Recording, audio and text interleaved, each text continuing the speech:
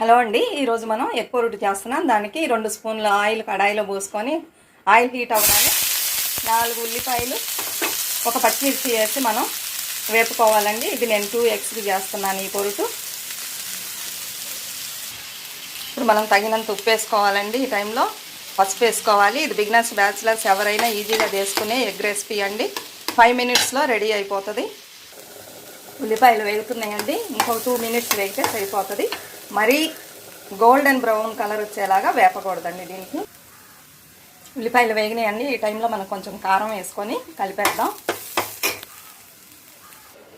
మనం ఎప్పుడైనా సరే గుడ్లు కొట్టిపోసేటప్పుడు ఒక బౌల్లో పోసుకొని ఆ తర్వాత పోయాలండి. ఇప్పుడు ఈ కారాన్ని బాగా కలిపేసాం కదా, ఇప్పుడు ఈ టైంలో మనం గుడ్డును కొట్టిపోసేసి ఒక్కసారి కలుపుకోవాలండి. అంతేనండి, ఎంతో టేస్టీగా ఉండే ఎగ్ పొరుటు రెడీ అయిపోయింది. మన ఛానల్ వీడియోస్ నచ్చినట్లయితే తప్పకుండా లైక్, సబ్స్క్రైబ్.